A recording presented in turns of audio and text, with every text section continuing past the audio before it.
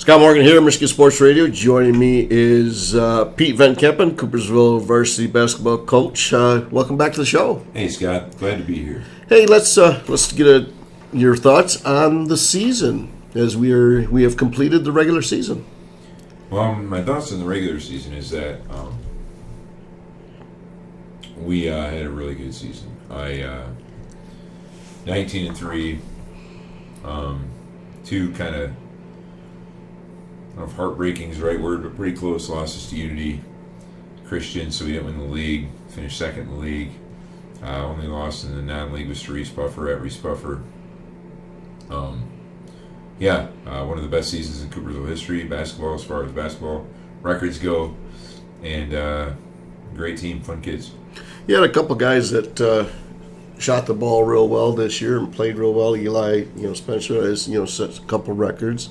How is it, coaching those guys this year?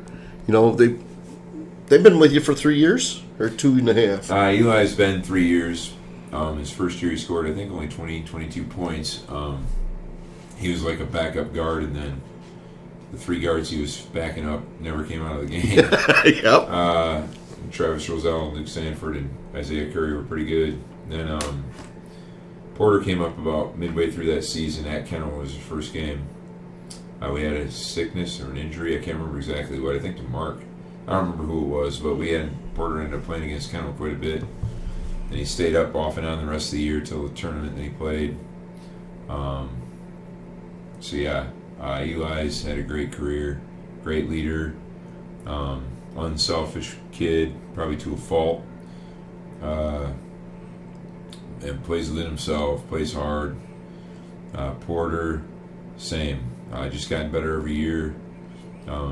Probably lacked a little confidence as a sophomore and freshman. Came into his own, I think, a little bit last year, but especially this year. He's only averaging a couple more points a game this year, but his impact on games is way different. More rebounds, more assists, less turnovers. He's been great. Your seniors, pretty senior laden. All of them. 8 of them. They've all 7 of them. Sorry. 7 of them. Yeah, it's been really a lot of where you can lean on them quite heavily. Well, yeah, we've had to.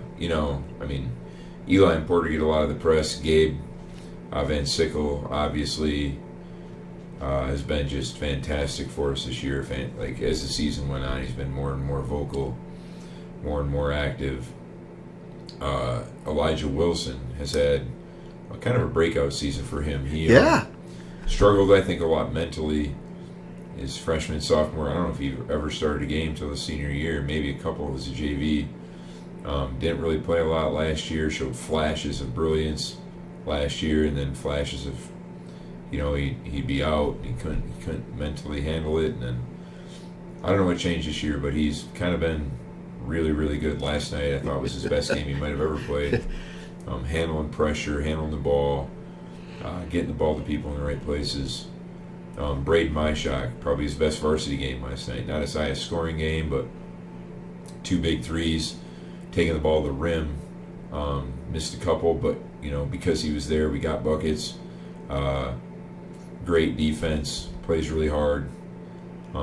Sam Curry, who started a couple games at the beginning of the year and hurt his ankle, and it's really not come all the way back yet. Probably came back a little too quick, and he's never gotten it all the way healed. Still bothers him, unfortunately, but he's had big buckets in big games. And Jackson Smoose, who, you aren't going to find a better Coopersville kid, a better team guy, who just, he's had a couple games in double digits, has to back up Gabe. It's kind of his role. He knows it. And just plays his role every day in practice, every day. It's all you got from him today. I looked at him and said, "Man, your uniform is just soaked." It's like, I was out of position a little bit today, Coach, and I had to move a lot more. And I laughed, and we all laughed. Yeah, just a great kid, great group. Definitely, and so let's. Trying to make sure I didn't miss anybody. Nope, you hit all the seniors. Did I? Okay, good. You did a nice job there. Yeah. And then, again, your juniors have done real well. Also, have came in at the right time. With Joel Sanford, and a couple of the other guys there. It's kind of nice to see. And then Brooks Haddon, as a sophomore up here, has been called upon to answer the bell a couple times for you. Yeah, a lot. I think Brooks is a great defender, long, quick. He's handled the ball really well under pressure the last few games. Made some shots. He's not afraid to take a big shot, not afraid to make a big free throw. Joel, told him he played the best 52 seconds of the year yesterday. Yep. Got a deflection. Yeah. Was all over the place. Got down the floor, got a bucket. He's backing up Eli Spencer, which he doesn't get him a lot of minutes right now. But we think the world of him. Carter Mekis got hurt, broke his collarbone. That actually took away a lot of our depth. Carter was ascending. He was getting better and better. You could see it happening. Yep. And we're really excited for him next year when he's back from that. He might be back next week, actually. Grady Parsons, who we really miss in practice. He defends Gabe every day.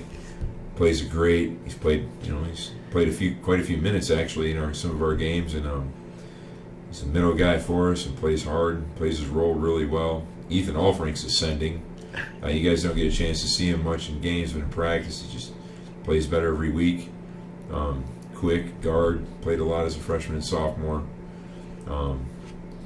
and hoping I'm not missing anybody. I don't mean to be. Trying to think on the fly here without my roster in front of me. Let's see. I talked about Joel, Brooks, Carter, Grady. Oh, and Judah Partells. Yep. I missed the one kid who's starting. Yep. Judah has been really good. I tell everybody to listen that we knew we were going to have a pretty good team, but we didn't know how good Judah was going to be, and he's been really good. Like even last night, only 4 points, but we needed a quick bucket. Boom! He just goes downhill to the rim and gets a layup. Tough finish under pressure. One with his left hand, one at the rim with his right hand, and very skilled kid. Yeah. And still getting stronger and faster. And excited about him.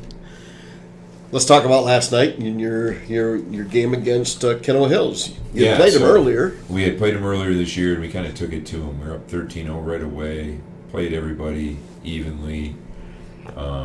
Pretty much first half, everybody were up 20 probably at half, and game was never really close. They played a good second half against us, and when we had our starters in, and I knew this game was going to be different. Obviously, you're in a district tournament. Kids sell out a little more. They game plan a little more, probably for a week or so, because of the nature of where they were in the league and stuff. And I felt like they shot the ball really well at the beginning of the game. We did some things that we don't normally do. We got kind of out of sync a little bit with ourselves and gave up a few. But they shot the three. I mean, every time we made a mistake, they made it. They made it, yep. And, when you're playing a team and every time you make a defensive mistake, they score, it's hard. It's hard because you can't make many then. But I thought the end of the first half, it was 21-all, and then for about 2.5 minutes, we went on a 12-0 run to end the half. Eli hit 2 threes at the end to stretch it out to 12, gave us some breathing room, and then we kept it at 10 the whole second half, kind of. I think we got out by 16 or 17. 16. Scoreboard had us for 17, which would have been nice. Back to 10. Kind of stayed there till the end.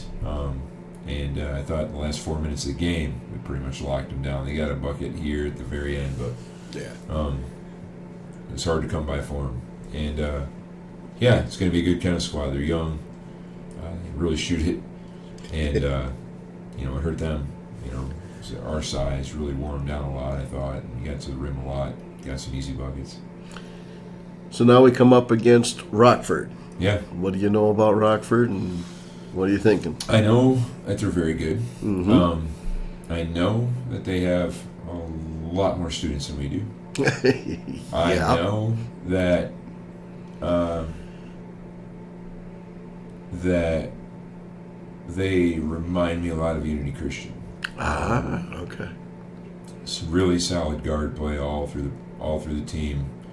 A couple lankier, taller kids that give us good minutes. They have a sophomore big who's not super big but big enough, good athlete, 6'4", 6'5".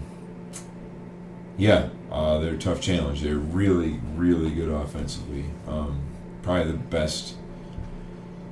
Them in Unity, but I think they're a little bit better offensively than Unity.